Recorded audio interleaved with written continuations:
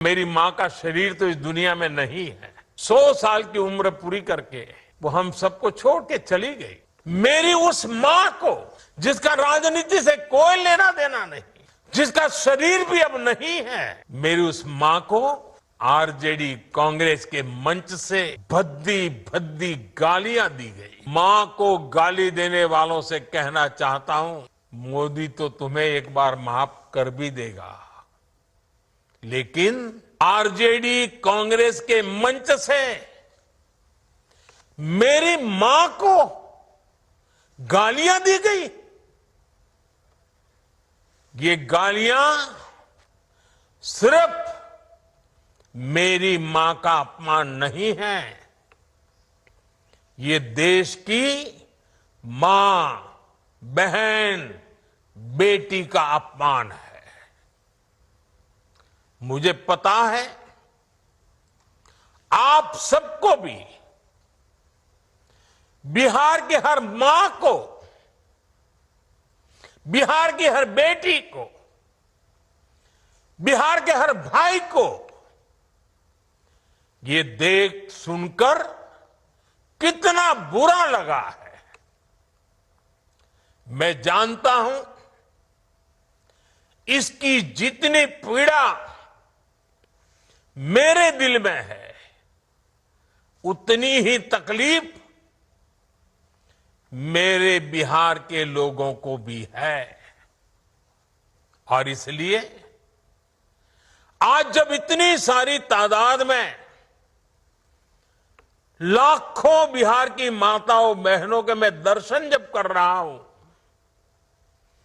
जब आपकी मौजूदगी है, तो आखिर मैं भी एक बेटा हूं। जब इतनी सारी माताएं बहनें मेरे सामने हैं, तो आज मेरा मन भी, मेरा दुख आपको साझा कर रहा हूं, ताकि मेरी पीड़ा आप माताओं बहनों के आशीर्वाद से मैं इसे झेल पाऊं। माताएं बहनें, आप सबको पता है मैं करीब 50-55 साल से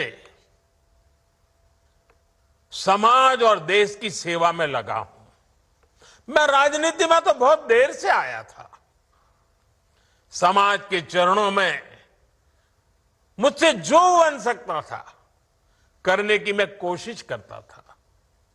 मैंने हर दिन, हर क्षण अपने देश के लिए, मेरे देशवासियों के लिए मुझसे जो हो सका, जहां हो सका, पूरे लगन से, मेहनत से काम करता रहा।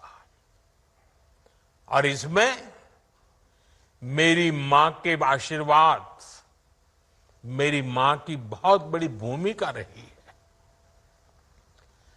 मुझे मां भारती की सेवा करनी थी, इसलिए मुझे जन्म देने वाली मेरी मां ने मुझे अपने दायित्वों से मुक्त कर दिया था। और मां ने मुझे आशीर्वाद दिया कि बेटा जाओ, देश की करोड़ों माताओं की सेवा करना, देश के गरीबों की सेवा करना। उस मां के ही आशीर्वाद से मैं चल पड़ा था। और इसलिए मुझे आज इस बात की पीड़ा है कि जिस मां ने मुझे देश सेवा का आशीर्वाद देकर देश सेवा के लिए रवाना किया, भेजा,